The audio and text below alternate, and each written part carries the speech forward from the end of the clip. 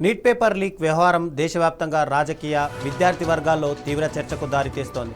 కేంద్ర విద్యాశాఖ మంత్రి ధర్మేంద్ర ప్రధాన్ను వెంటనే బర్తరఫ్ చేయాలని వామపక్ష విద్యార్థి సంఘాలు డిమాండ్ చేశాయి. విద్యార్థులకు న్యాయం జరిగే వరకు తమ ఉద్యమం కొనసాగుతోందని స్పష్టం చేశారు. సీజేపీకి మద్దతుగా హైదరాబాద్లో ర్యాలీ నిర్వహించి కేంద్ర ప్రభుత్వానికి వ్యతిరేకంగా నినాదాలు చేశారు. ప్రజాస్వామ్యంలో దేశంలో విద్యార్థుల నిరసనలను లాఠీచార్జ్తో అణచివేయడం దుర్మార్గమని ఆరోపించారు. ధర్మేంద్ర ప్రధాన్ రాజీనామా చేసే వరకు ఉద్యమం ఆగదని వామపక్ష విద్యార్థి సంఘాల నేతలు స్పష్టం చేస్తున్నారు. ఈ పరిణామాలపై విద్యార్థి సంఘాల నేతలతో మా ప్రతినిధి రమేష్ ఫేస్ టు ఫేస్.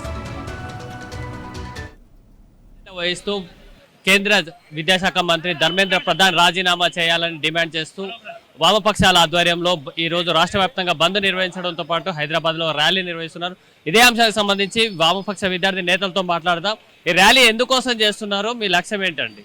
ఈరోజు మొన్న ఢిల్లీలో జరిగినటువంటి నరేంద్ర మోదీ ద్వారా అదేవిధంగా ఢిల్లీ పోలీసు వాళ్ళ జరిగిన దుర్మార్గానికి ఖండిస్తూ లాఠీచార్జ్ని ఖండిస్తూ ఇవాళ వామపక్ష యోజన విద్యార్థి సంఘాలు అందరూ కూడా రాష్ట్ర వ్యాప్తంగా విద్యా సంస్థల బంద్కి పిలిపేయడం జరిగింది. దానిలో భాగంగానే మా బంద్ కొనసాగుతాను. కానీ చాలా బాధాకరమైన విషయం ఏంటంటే రాష్ట్ర ప్రభుత్వం కూడా కొంత ఈ బంద్ని ఫెయిల్ చేయడానికి ప్రయత్నాలు చేసింది. రకరకాల రేవంత్ రెడ్డి గారు కూడా అనేక మంది యోజన విద్యార్థి సంఘాల నాయకులను అక్రమంగా అరెస్ట్ చేసి ఆ బంద్ని విజయంతో కాకుండా ఫెయిల్ చేయడానికి ప్రయత్నాలు చేస్తాను. అది పద్ధతి కాదు. మీరు ప్రజాస్వామ్యాన్ని కాపాడడానికి ప్రయత్నాలు చేయాలి, కానీ ప్రజాస్వామ్యాన్ని అడ్డుకోవడానికి ప్రయత్నాలు చేయొద్దని కూడా ఇతను రేవంత్ రెడ్డి గారిని కూడా చెప్తున్నాం. అదేవిధంగా నరేంద్ర మోదీ గారు కూడా అంతా జరిగిన తర్వాత ముసలి ఖాళీ లెక్క నిన్న ఒక వీడియో జారీ చేశారు. మీరు వీడియో జారీ చేయడం కాదు నరేంద్ర మోదీ గారు, ధర్మేంద్ర ప్రధాన్ని రాజీనామా చేయండి, మీరు కూడా రాజీనామా చేయండి, చనిపోయినటువంటి కుటుంబాలను పోయి కలవండి, వాళ్ళను ఎవరైతే గాయాలకు పాల్పడి హాస్పిటల్ ఉన్నారో వాళ్ళని సందర్శించాను. కానీ మీరు వీడియోలు జారీ చేసి నేను మీతోని ఉన్నా అని చెప్పడం కాదు. ఇది సిగ్గుచేటు. నరేంద్ర మోదీ కూడా పూర్తి స్థాయిలో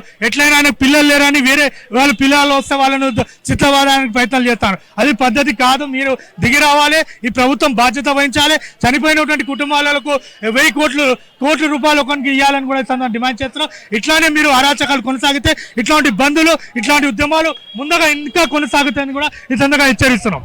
కేంద్ర విద్యాశాఖ మంత్రి ధర్మేంద్ర ప్రధాన్ బర్తరఫ్ చేయడం తప్ప మరో పరిష్కారం లేదు అనేది వారు స్పష్టం చేస్తున్నారు. అంతవరకు కూడా తమ పోరాటం కొనసాగుతుంది. దీని వెనుక ఏ రాజకీయ పార్టీలు కానీ వేరే దురుద్దేశాలు కూడా ఏవీ లేవు.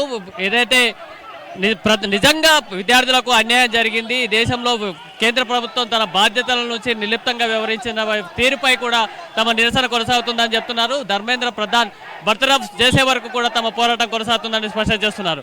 కెమెరా పర్సన్ సుధాకర్తో రమేష్, హైదరాబాద్.